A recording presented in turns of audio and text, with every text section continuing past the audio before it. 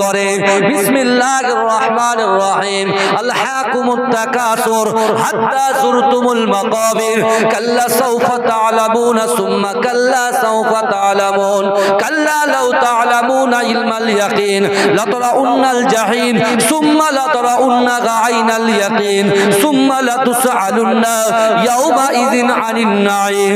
এ যুবকেরা, আল্লাহর রাসূল যখন সর্বপ্রথমে কোরআন তেলাওয়াত করতে লাগলেন, ওই কোরআন শুনে মুসলিম জানের প্রথম খলিফা হযরত আবু বকর সিদ্দিক রাদিয়াল্লাহু তাআলা আনহু আমার রাসূলুল্লাহর হাতে হাত দিয়ে কালেমা পড়ে মুসলমান হয়েছিলেন। এ যুবকেরা, আল্লাহর রাসূলের হাতে হাত দিয়ে ইমাম হাসান হুসাইনের আব্বা জান শের খোদা আলী রাদিয়াল্লাহু তাআলা আনহু আমার রাসূলুল্লাহর হাতে হাত দিয়ে কালেমা পড়ে মুসলমান হয়েছিলেন। এ যুবকেরা, নারীদের ভিতর থেকে আম্মা জান খাদিজাতুল কুবরা রাদিয়াল্লাহু তাআলা আনহা আমার রাসূলুল্লাহর হাতে হাত দিয়ে কালেমা পড়ে মুসলমান হয়েছিলেন। কিন্তু এই যুবকেরা, আল্লাহর রাসূলের সামনে যখন তারা দাঁড়িয়ে আছেন, বিশ্ব নবী রাসূলুল্লাহ সাল্লাল্লাহু আলাইহি ওয়াসাল্লাম সাহাবাদেরকে একত্রিত করে আমার দয়ার নবী কবরের কথা বলতে লাগলেন। এই যুবকেরা, আল্লাহর রাসূল বললেন, আমার সাহাবারা, আল্লাহর কোরআন বলছে কুল্লু নাফসিন যায়িকাতুল মাউত, প্রত্যেক মানুষের মৃত্যু স্বাদ গ্রহণ করতে হবে। এ আমার সাহাবারা, আল্লাহর কোরআন বলছে ইজা জাআজালহুম লা ইস্তাখিরুনা সাআতাও ওয়া লা ইস্তাকদিমুন, মৃত্যু যখন আসবে, মৃত্যু যখন আসবে এক সময় লেট করা হবে না, এক সেকেন্ড দেরি করা হবে না। এই যুবকেরা, আবার রাসূল বলে দিলেন, আমার সাহাবারা, না না না, ওয়াজাআত সাকরাতুল মাউত বিল হক, মৃত্যুর যন্ত্রণা সত্য, মৃত্যুর জাকান্দানি সত্য, মৃত্যুর কষ্ট হচ্ছে সত্য। এই যুবকেরা, আল্লাহর রাসূল কাঁদতে কাঁদতে সাহাবাদের সামনে বললেন, ও আমার সাহাবারা, একটা মানুষ যখন মুর্দা হয়ে যায়, একটা মানুষ যখন লাশ হয়ে যায়, ওই লাশটা যখন খাটিয়ার উপরে রাখা হয়, না না না, ওই লাশকে যখন কাফন পরিয়ে দেওয়া হয়, কাফন পরানোর পরে যখন তার জানাজা নামাজে ওই লাশটাকে নিয়ে যাওয়া হয়, আর জানাজা থেকে কবর পর্যন্ত যখন লাশটাকে নিয়ে যাওয়া হয়, ও আমার সাহাবারা, আমি রাসূলুল্লাহ তোমাদেরকে জানিয়ে দিলাম, ওই লাশের পিছন পিছন কবর পর্যন্ত তিনটে জিনিস সেই মাইয়েতের পিছন পিছন যায়। কটা জিনিস যায়? তিনটে। কে বলছেন? রাসূলুল্লাহ বলছেন। কখন বলছেন? মক্কাতুল মুকাররমাতে বলছেন। ভালো করে বলুন। আমার বাবাজিরা, আল্লাহর রাসূল মক্কার জমিনে কবরের কথা বলছেন। কার সামনে বলছেন? আবু বকর হুজুরের সামনে বলছেন, আলী হুজুরের সামনে বলছেন, জায়েদ হুজুরের সামনে বলছেন, আম্মা জান খাদিজাতুল কুবরা রাদিয়াল্লাহু তাআলা আনহার সামনে বলছেন। কি বলছেন?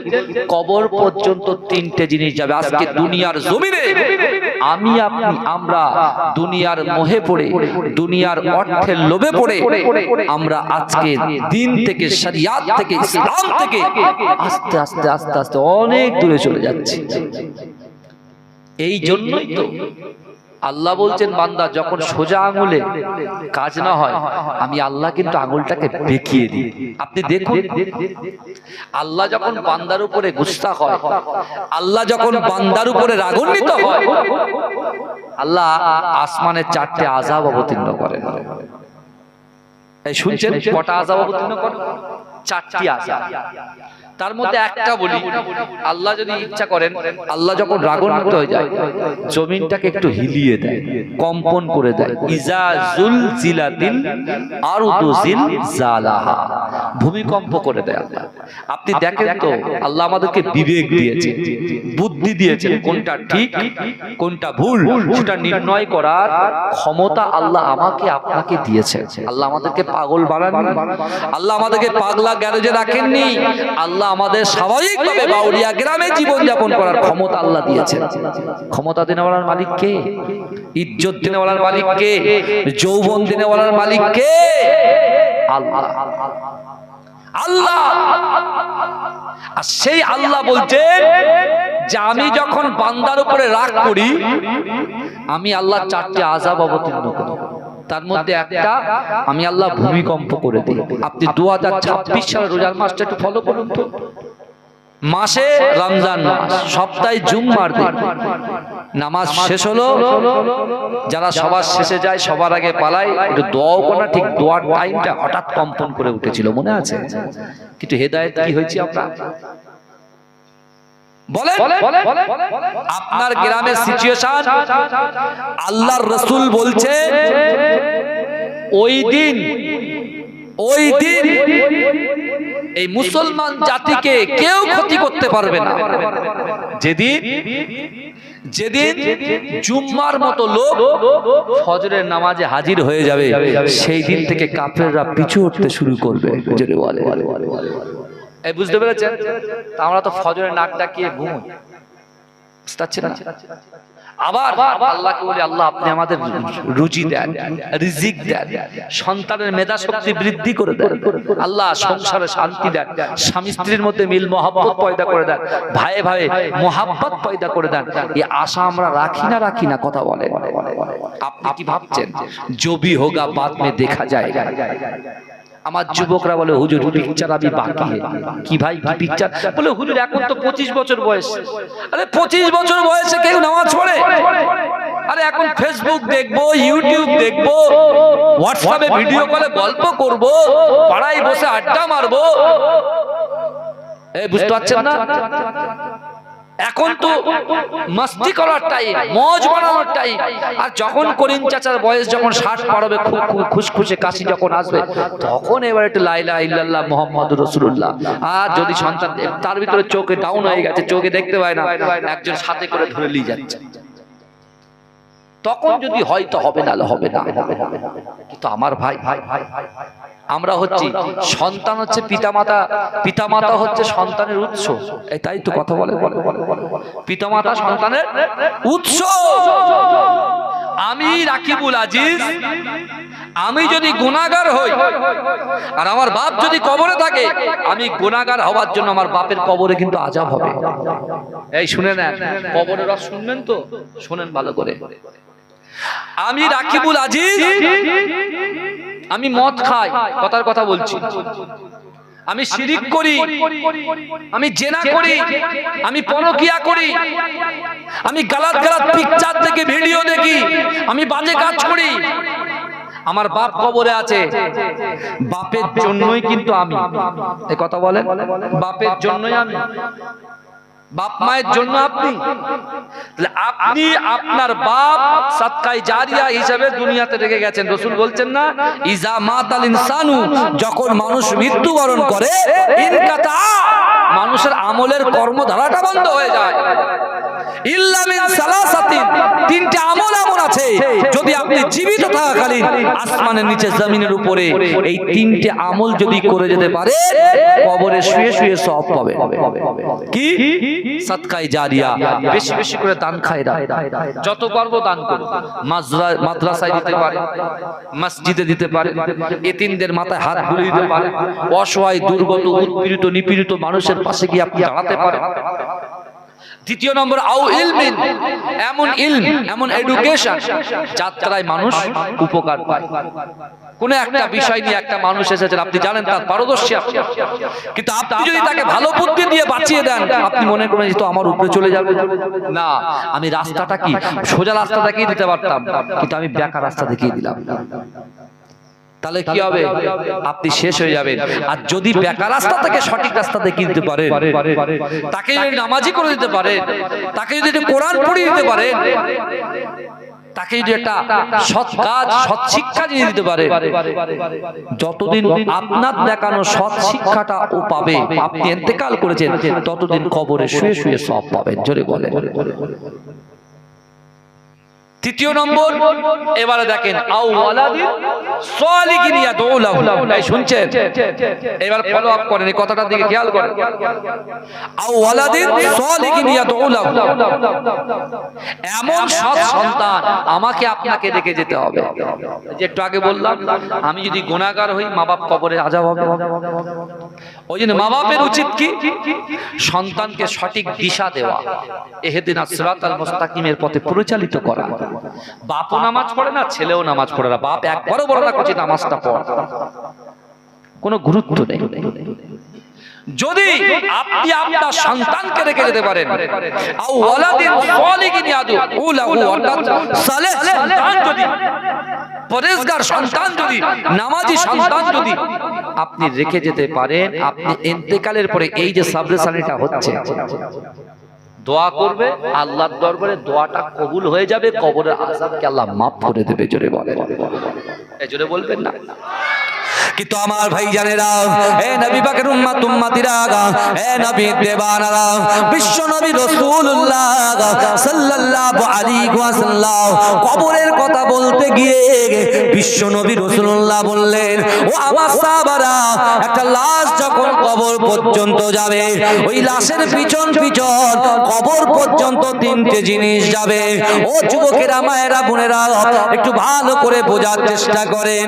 আমরাও মরণ পথের প্রতীক, আমাদেরকে এই পৃথিবী ছেড়ে, এই মায়া মমতা ছেড়ে, ভালোবাসা ছেড়ে চলে যেতে হবে। এ যুবকেরা, নিজের সন্তানকে ছেড়ে চলে যেতে হবে, নিজের মাকে রেখে চলে যেতে হবে, নিজের স্ত্রীকে রেখে চলে যেতে হবে।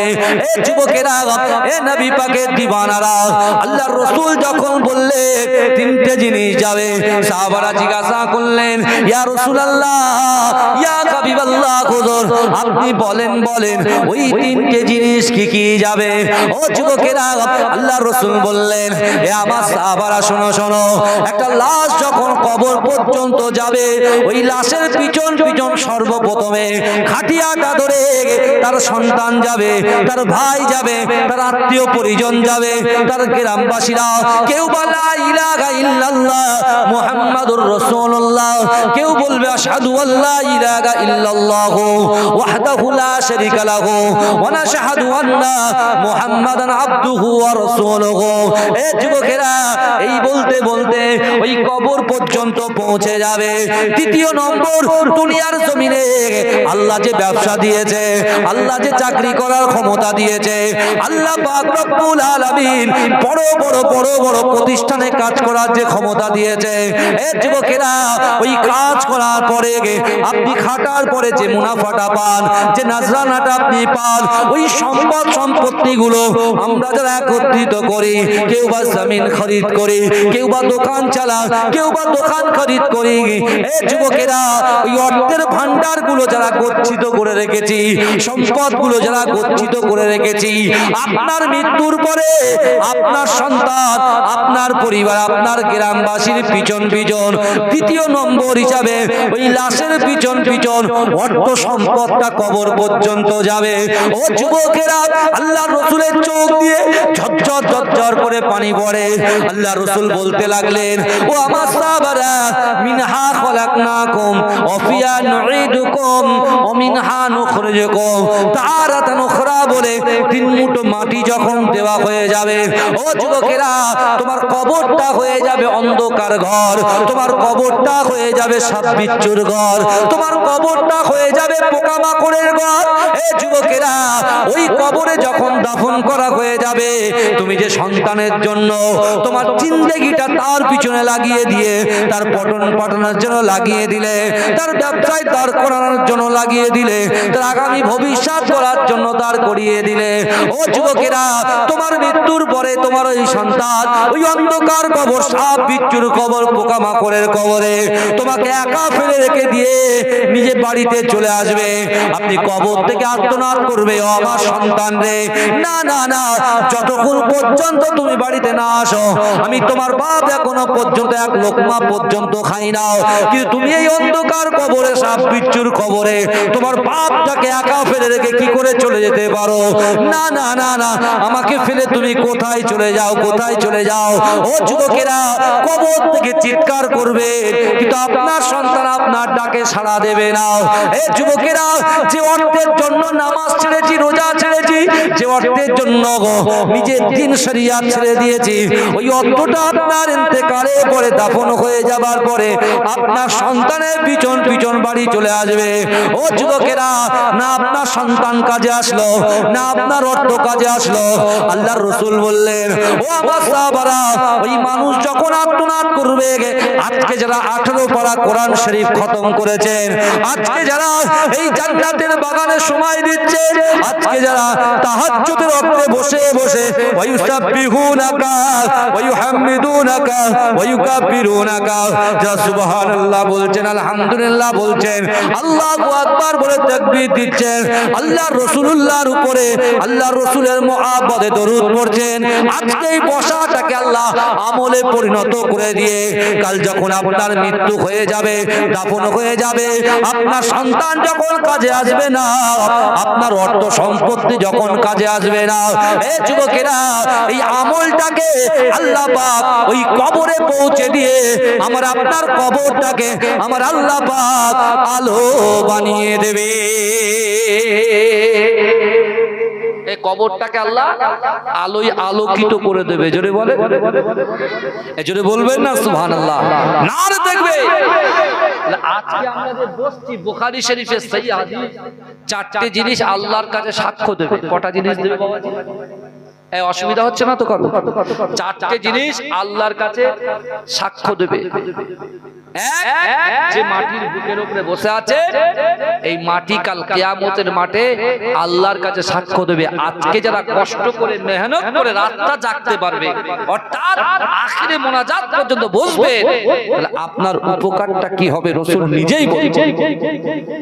আমার ভাইজানেরা, হে নবী পাকের উম্মত উম্মতিরা, হে নবী দেওয়ানারা, কাল কিয়ামতের মাঠেতে, কাল হাসরের মাঠেতে আমার আল্লাহ পাক রব্বুল আলামিন জাহান্নামী ফেরেশতাকে ডাকবে, ও আমার জাহান্নামী ফেরেশতা, যাও যাও যাও যাও, এই বাউরিয়া যুবকদেরকে জাহান্নামে নিক্ষেপ করে দাও।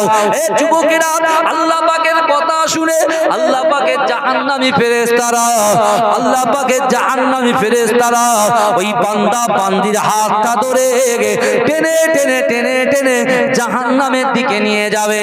ও যুবকেরা, জাহান্নামে যেতে এক পা বাকি না, না না না না। যে মাটির বুকের উপরে বসে বসে আপনি কোরআন শুনছেন, হাদিস শুনছেন, এই যুবকেরা, এই মাটির জবানটা আল্লাহর দরবারে খুলে যাবে।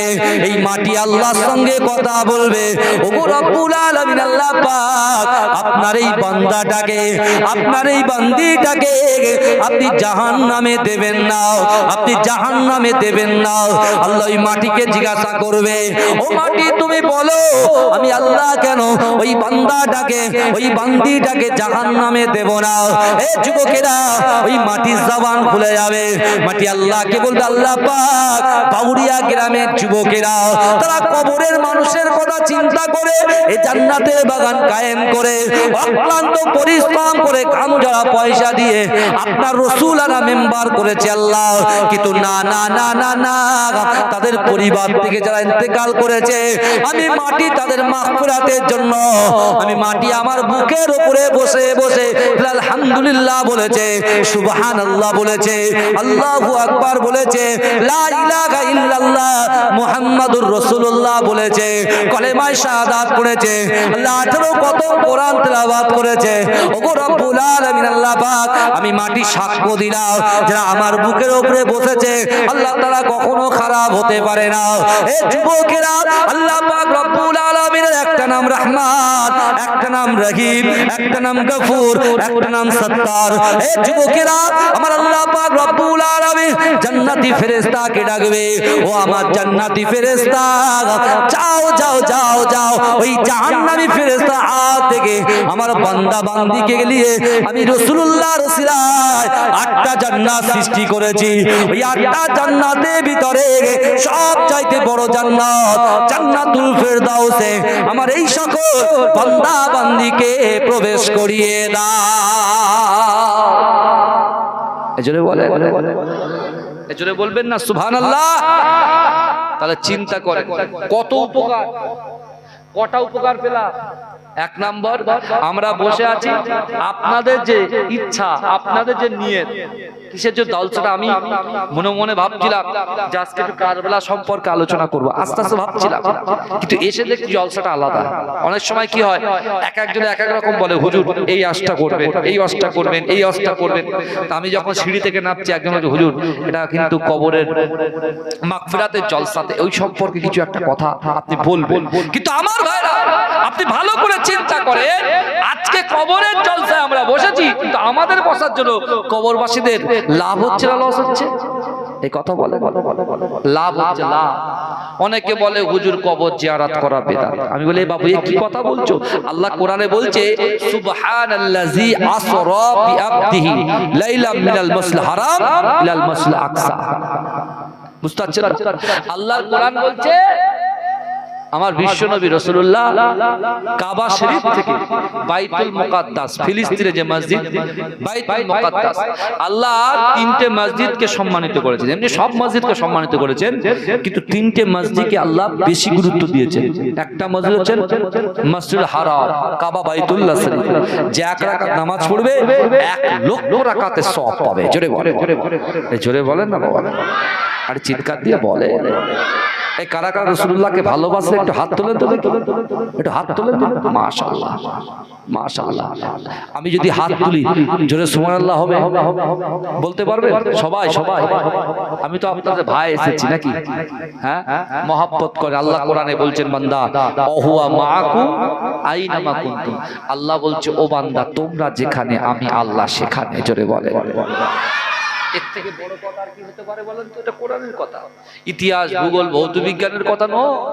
ও তো ইতিহাস চেঞ্জ হয়ে যাবে। দেখেন আমরা যা ইতিহাস পড়েছি, আগামীতে যে আপনার সিলেবাস আসছে সব চেঞ্জ হয়ে যাবে। বুঝতে পারছেন? কোরআন কোনদিন চেঞ্জ হবে নাকি? এই কথা বলে কারণ ক্ষমতা সব চেঞ্জ করে দেবে। মানুষকে ভয় দেখাবে, ডর দেখাবে, সব ছেড়ে কোরআন শরীফের জায়গা রেখে দেবে। কারণ আল্লাহ কোরআনটাকে লাহে মাহফুজে সংরক্ষণ করে রেখেছে। যদি বলে, আর সেই আল্লাহ কোরআনে বলছে ওহুয়া মাআকুম আইনামা কুনতুম। আল্লাহ বলছে ও বান্দা তোমরা যেখানে আমি আল্লাহ সেখানে। জোরে বলে। এই কথার কথায় দেখেন, যদি একটু রুচি বন্ধ হয়ে যায়, বহুত চাষ করেছেন, মনে করছেন বিশাল মুনাফা লুটবো, হঠাৎ চাষে গালাত এসে গেছে, ধানের শীষগুলো পড়ে গেছে, মাথায় হাত, বলে আল্লাহ আমার ভালোবাসে না তো? বলে কেন? দেখলি তো, আমি মনে করলাম বিশাল ধান হবে, শীষ তো সব পড়ে গেছে। হঠাৎ করে কোন একটা সমস্যা হলো, একটা কোম্পানি বন্ধ হলো, বহু ছেলেরা কাজ করে, ও মনে মনে করছে যা সর্বনাশ, এবার কি করে খাবো, কি হবে? হ্যাঁ, কোন একটা যান্ত্রিক ত্রুটির কারণে হয়তো বন্ধ হয়ে আছে। ওর মনে অলরেডি বলছে আল্লাহ ভালোবাসেন, আল্লাহ ভালোবাসেন। আল্লাহ বলছে ও বান্দা তোমাকে কে বলেছে আমি ভালোবাসি না? তোমার মা যেমন ভালোবাসে, তোমার মায়ের থেকে 70 গুণ বেশি আমি আল্লাহ তোমাদেরকে ভালোবাসি। জোরে বলবেন না? জোরে বলবেন না? আল্লাহ বলছে বান্দা তুমি একবার ভাবো, কোরআনের দিকে এসো, নামাজের দিকে এসো, নামাজের পাটির দিকে এসো। আল্লাহ বলছে বান্দা তোমরা কি আমাকে দেখতে চাও না? আমরা তো অবশ্যই বলি আল্লাহ হ্যাঁ অবশ্যই আপনাকে দেখতে চাই। আল্লাহ বলছে তোমরা যদি আমাকে দেখতে চাও তাহলে তোমরা নামাজের পাটিতে দাঁড়িয়ে যাও। কোন পাটিতে দাঁড়াবে? এই কোন পাটি? পাটি অনেক আছে, কিন্তু আমি নামাজের পাটির কথা বলি। বুঝতে পেরেছেন? নামাজের পাটি। নেতা চেঞ্জ হয়ে যাবে, নেতা যে কোনো মুহূর্তে পাল্টি খাবে, কিন্তু ইমানদার কখনো পাল্টি খেতে পারে না। ইমাম হোসেন তার কি প্রমাণ, আলী আকবর তার প্রমাণ, আলী আসগার তার প্রমাণ। এই কথা বলে ইমামে কাসেম তার প্রমাণ, ইমাম আব্বাস কালান্দার তার প্রমাণ। এই কথা বলে হুর বিন ইয়াজিদ, হুর সে তার প্রমাণ। ভালো করে বলে, অত সহজ নয়। আল্লাহ পাক বান্দাকে বলছে বান্দা তুমি ঘাবড়ে যাচ্ছ, তুমি তো আমাকে দেখতে চাও, তুমি তো নিজে স্বীকার করলে। তাহলে এবার আমি বলি শোনো, তুমি যদি আমাকে দেখতে না পাও, নামাজের পাটিতে দাঁড়ালে কিন্তু আমাকে তুমি দেখতে পাচ্ছ, তুমি মনে মনে ভাবো আমি আল্লাহ তোমাকে দেখছি। জোরে বলে, জোরে বলবেন না? আমার ভাই জানেরা, এ নবী পাকের উম্মত উম্মতিরা, এ নবী দেবানারা, আমার আল্লাহ পাক রব্বুল আলামিন বান্দাকে কত প্যার করে, বান্দাকে কত মোহাব্বত করে, বান্দাকে কত ভালোবাসে।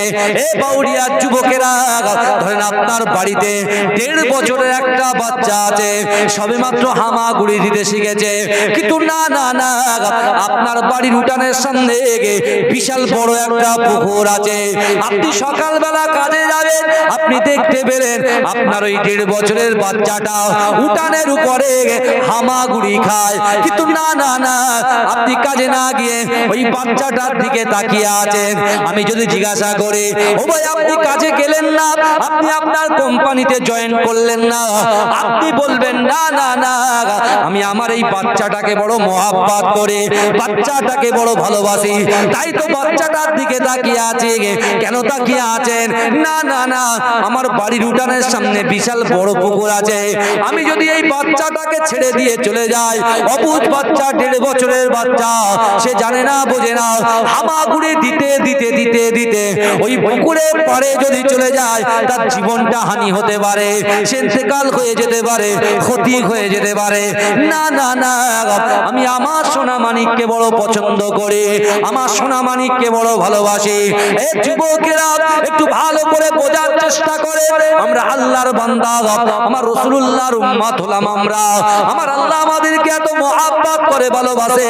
আমার আল্লাহ পাক কোরআন পাকের ভিতরে পরিষ্কার ভাবে জানিয়ে দিলেন, ও বান্দা, ফাআইনামা তুআল্লু ফাসাম্মা ওয়াজহুল্লাহ, ফাআইনামা তুআল্লু ফাসাম্মা ওয়াজহুল্লাহ।